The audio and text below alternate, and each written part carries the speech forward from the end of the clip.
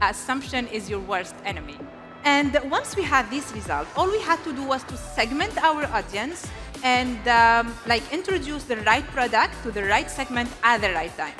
The most research you do, the easier it will be for you, for your brand, and for your team to connect with your dream customers. And by doing this, we will be able to grow the revenue from $2,000 to $3.5 million. People start sharing their pictures and stories and DMing us on Instagram. People became connected to the brand and felt proud being part of the community. When we first took on this brand, the problem was that the website was too ugly, product-centric, focused on features, and there were no benefits or any emotional triggers. And what the owner didn't realize is that he was sitting on a gold mine. Thing is, he never set up a community of any kind, shape, or form. And he didn't even have a feedback loop, and there is no social listening. So we began. So our first main challenge was to lose this dropshipping feel and to have a brand with a high perceived value that can relate to the target audience and the community.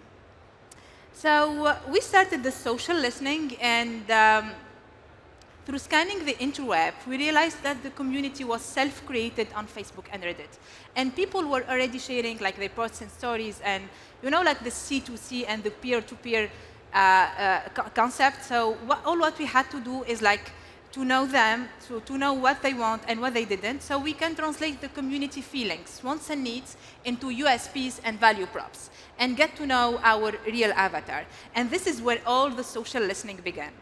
So we didn't stop there. We wanted to accelerate a little bit the process, so we started sending survey to our current email list. And one thing I wish we did was phone surveys. I think that there is nothing that compares to hearing and listening the voice of your customers, as you get to experience their emotions firsthand.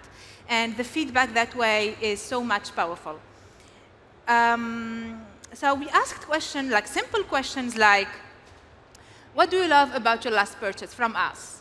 What type of gifts do you want to receive? What's most important for you when shopping? What type of cycling do you prefer? And that way, we discovered what kind of products they mainly related to and wanted to buy.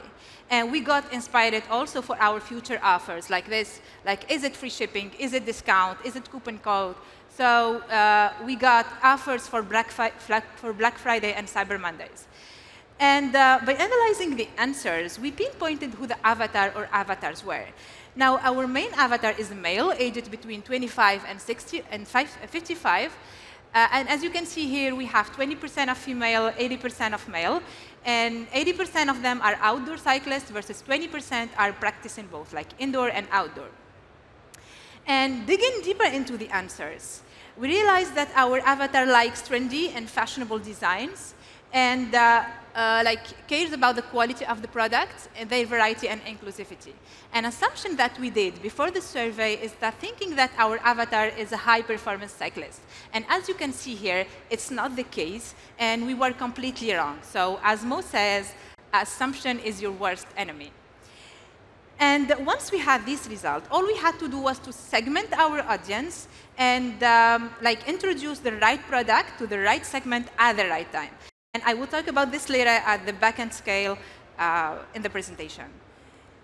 Some of the segments we crafted were Devin, aged between 35 and 45, who likes style and performance. Yeva, aged between 25 and 35, who loves trendy and fashionable designs.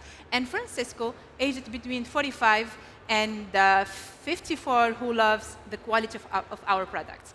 Now, I know it's not the subject of my presentation, but it's very important to craft the right content for the right generation. So I recommend you guys watch Mirella Recipe's last talk in Dubai. She did a great presentation about how to write and produce the right content for the right generation. It's about psychology, millennials, boomer, Gen Z, and so on. And we analyzed all the answers, and we did not only come up with the USPs, but also the mission statements and the vision that relate more to the community. And to figure out a mission statement, it's by simply answering these three main questions. What do we do? Whom do we serve? and how do we serve them. And by doing this, we are selling the exact same products just by changing our brand positioning from a high-performance cycling brand to a casual, trendy, and fashionable designs. And now, as we made it easy for our creative team, they came up with this tagline, Ride with Style. So here is something important that I want to share with you. So mission statements are not set in stone.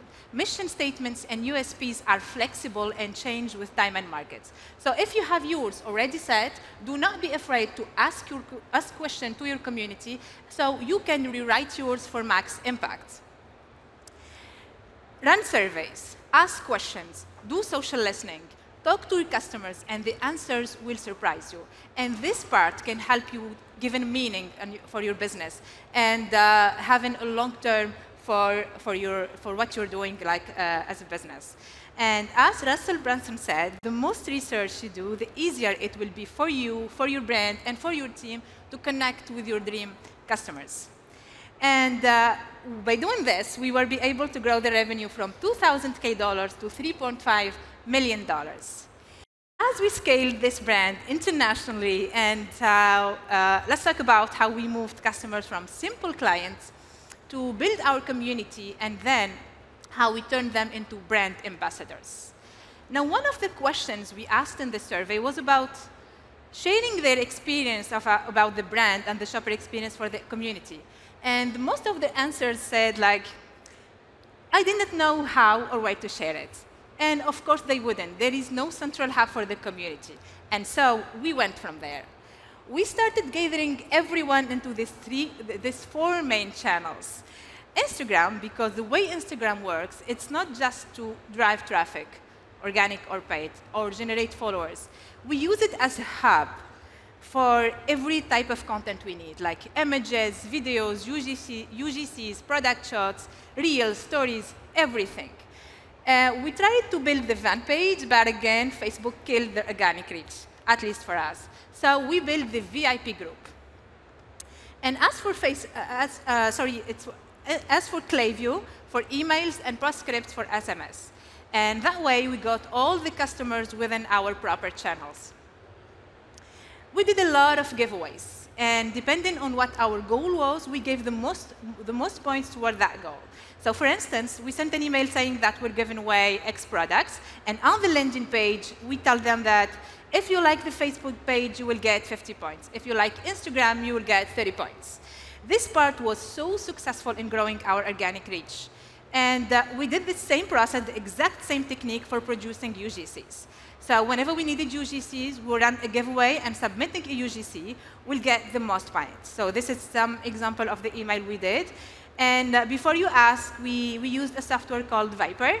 It basically allows us to give the most points toward the goal we need. So whatever it's like about growing the VIP group or growing our Instagram channel or whatever it is. And what happened next was incredibly amazing. It was like a snowball effect.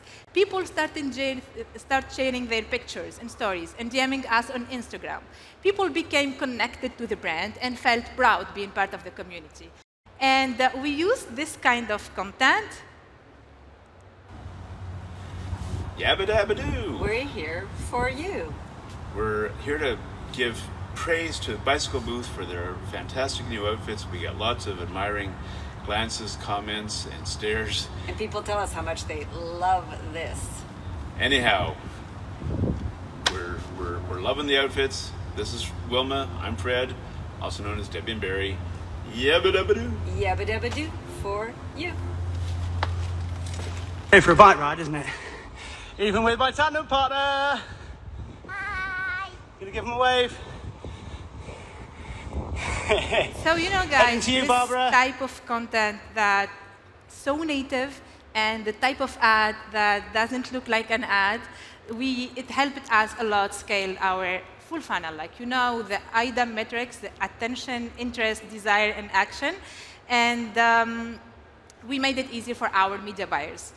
And some of them were micro-influencers. So we signed them up for free creatives in exchange for free products. Others were just creative passionate who wanted the same deal. So like we discussed with them to have free content, and whenever we need or launch a new promo, we sync with them for new creatives, even for the backend promo.